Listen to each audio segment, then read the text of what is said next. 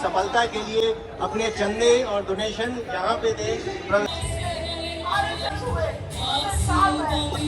हमारे साथ अभी शौर्य कलेक्टिव ऑर्गेनाइजेशन है। हम उनसे पूछते हैं कि न्यू एजुकेशन पॉलिसी के अगेंस्ट में क्यों है। आपका नाम? मेरा नाम शौर्य है। हम कलेक्टिव छात्र संगठन से हैं। मैं जेएनयू का स्टूडेंट हूँ।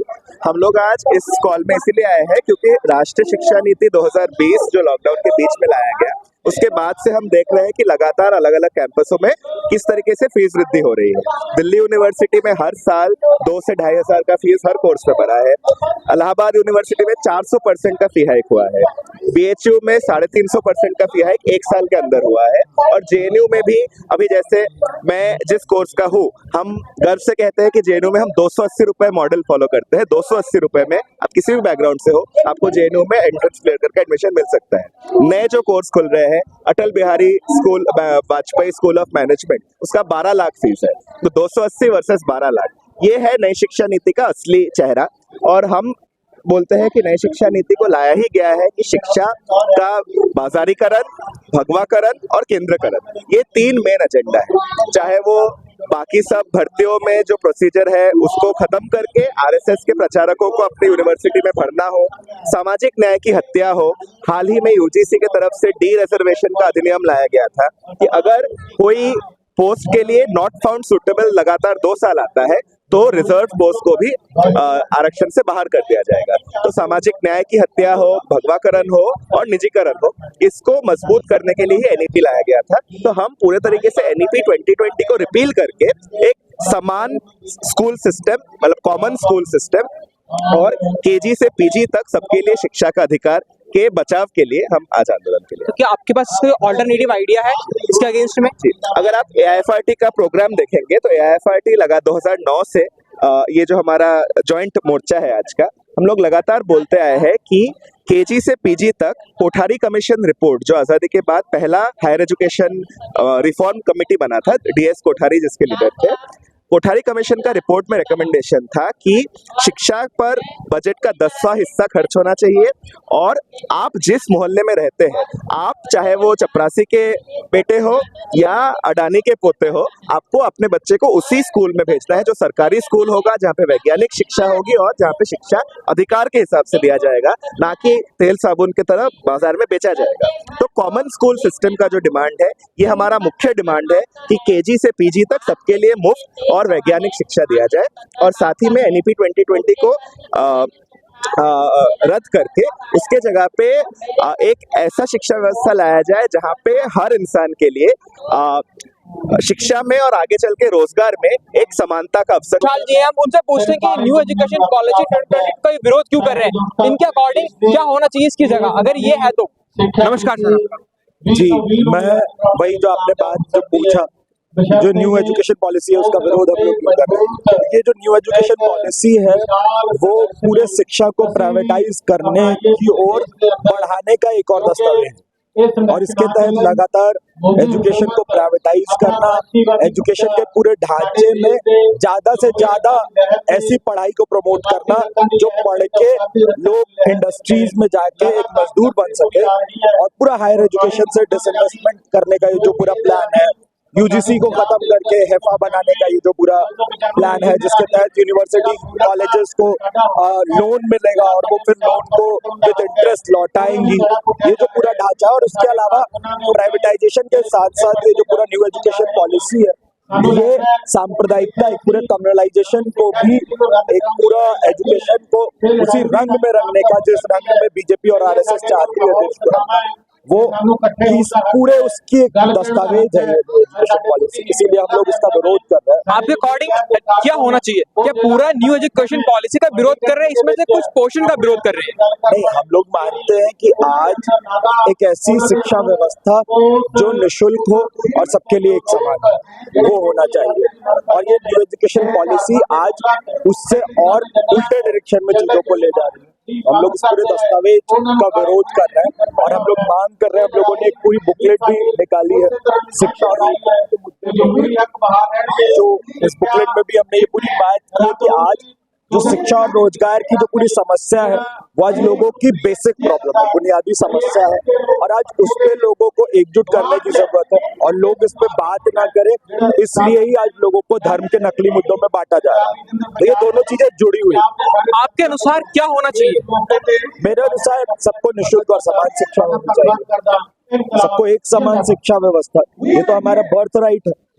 आज जो सरकारें बात करती है कि शिक्षा पे और खर्च बढ़ाएगी, उल्टा उसको घटाने का लगातार काम कर रही है, तो ये नहीं होना चाहिए। और एक समान शिक्षा व्यवस्था होनी चाहिए, ज्यादा से ज्यादा कॉलेज में सीटें बढ़ाई जानी चाहिए, टीचर्स की भर्ती होनी चाहिए। ये जो पूरा कॉन्ट्रैक्ट पे टीचरों को रखा जा रहा है, जो पूरा इनफॉर्मल सेटअप है, जो लगातार पक्की बहालियां ना करके और कॉन्ट्रैक्ट पे रखा जा रहा है, टीचर्स को एड हॉक बेसिस पे रखा जा रहा है, उसका भी हम लोग विरोध कर रहे हैं। और सीटें बढ़ाए जाने की आज बहुत ज्यादा जरूरत है। शिक्षा को जो उसका बाजारीकरण हो रहा है, उसको जो महंगा किया जा रहा है, आज उसको खत्म करने की जरूरत है। शिक्षा निःशुल्क बनाए जाने की जरूरत है। इन सारी मांगों को ही लेकर हम लोग न्यू एजुकेशन पॉलिसी में अधिक से अधिक बच्चों का योगदान हो सके और जो उनका क्लास रेट है वो भी बढ़ सके। अगर ये चीज होगा तो जाहिर सी बात है कॉलेजेस भी बढ़ेंगे और एजुकेशन सेक्टर एक बूस्ट भी करेगा। नहीं, पर ये हो नहीं रहा है ना। मतलब ये कॉलेजेस में जो सीट है वो तो आज फुलफिल नहीं हो रही है।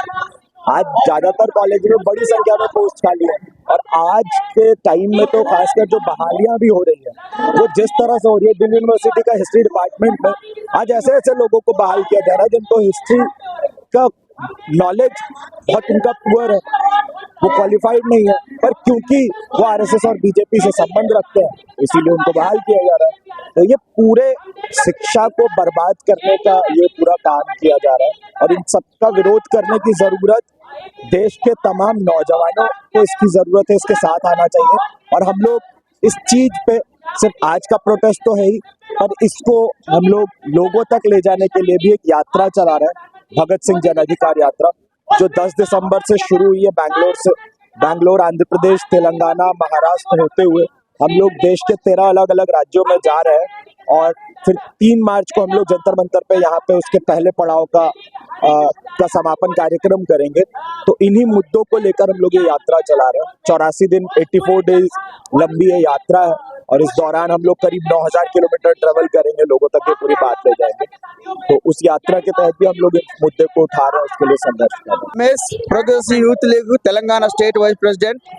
Today, New Delhi, Jantar Mantar, struggle to NEP, national education new policy, నూతన జాతీయ విధానాన్ని మోడీ గవర్నమెంట్ తీసుకొచ్చి మరి పేద విద్యార్థులకు, బడుగు బలహీన వర్గాలకు, ఆదివాసీల కోసం అనేక నష్టం చేసే విద్యా పాలసీని తీసుకురావడం జరిగింది. దీన్ని మేము పూర్తిగా వ్యతిరేకిస్తా ఉన్నాం. ప్రోగ్రెసివ్ యూత్ లీగ్ గా, ప్రగతిశీల ప్రజాస్వామ్య విద్యార్థి సంఘంగా ఆల్ స్టేట్ నుంచి మేము అందరం కూడా వ్యతిరేకించడం జరుగుతోంది. అందులో భాగంగానే ఈ రోజు ఢిల్లీ జంతర్ మంతర్ దగ్గర నిరసన ధర్నా కార్యక్రమం జరుగుతా ఉంది. దీన్ని మేము పూర్తిగా మోడీ గవర్నమెంట్ కి హెచ్చరిక జారీ చేస్తా ఉన్నాం. ఈ పాలసీ ద్వారా పేద ప్రజల, మధ్య తరగతి వర్గాలకి ఏం ఒరిగేటువంటి లేదు. విద్యను మొత్తం కూడా కార్పొరేటీకరణ చేయడం కోసం, పెట్టుబడిదారుల కోసం, ఊర్జా వర్గాల కోసం ఉపయోగపడే విద్యా విధానాన్ని తీసుకురాబోతా ఉన్నారు. మొత్తం భారత రాజ్యాంగాన్ని మొత్తం కూడా మోడీ గవర్నమెంట్ చేతిలో తీసుకొని మొత్తం ఈ దేశాన్ని పరిపాలించే విధంగా మనువాదాన్ని తీసుకొచ్చి, రామ మందిరం పేరుతోని మను ధర్మాన్ని తీసుకొచ్చి మొత్తం కూడా ధ్వంసం చేయబోతా ఉన్నారు. అందుకని మేము పూర్తిగా దీన్ని వ్యతిరేకిస్తా ఉన్నాం. గత ప్రభుత్వాలను చూశాము.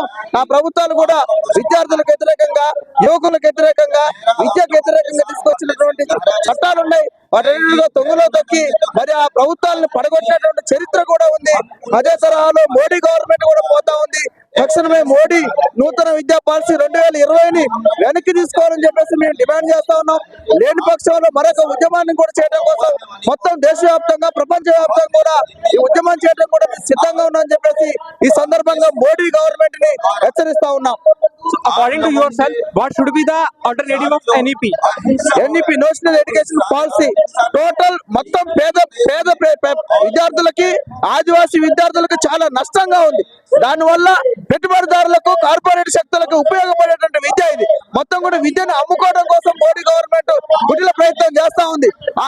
ఈ విద్యను అమ్మితే మొత్తం కూడా పేదలకి అన్యాయం జరుగుతుంది. కాబట్టి విద్యను అమ్ముకోకుండా సమాన విద్య, సమాన హక్కు, శాస్త్రీయ విద్యా విధానం తీసుకురావాలని చెప్పేసి మేము కోరుతా ఉన్నాం. मैडम देश राम में हो रहा है, आप शंभू को रो रही हैं। एक बात बताइए, इस देश का जो बहुसंख्यक हिस्सा है उसके लिए तो राम राज्य हम तभी मानेंगे ना कि आया है जब वो हिस्सा सबसे पहले तो कम से कम 12वीं के बाद हायर एजुकेशन में शिक्षण संस्थानों में सरकारी शिक्षा तक पहुंच पाएगा। आज हम देख रहे हैं कि ग्रॉस एनरोलमेंट रेशियो केवल और केवल बढ़ता है दूरस्थ शिक्षण संस्थानों में, पत्राचार के माध्यम में। स्कूलों में कहा जा रहा है छात्रों से कि जो स्कूल खराब है उन्हें मर्ज कर दिया जा रहा है, स्कूल बंद हो रहे हैं। नए स्कूल खुलने की बजाय छात्रों को स्कूल के लेवल पर ही पत्राचार में ढकेल दिया जा रहा है। तो ये देश के जो हजारों हजार शंभुक है, जो इंदर मेघवाल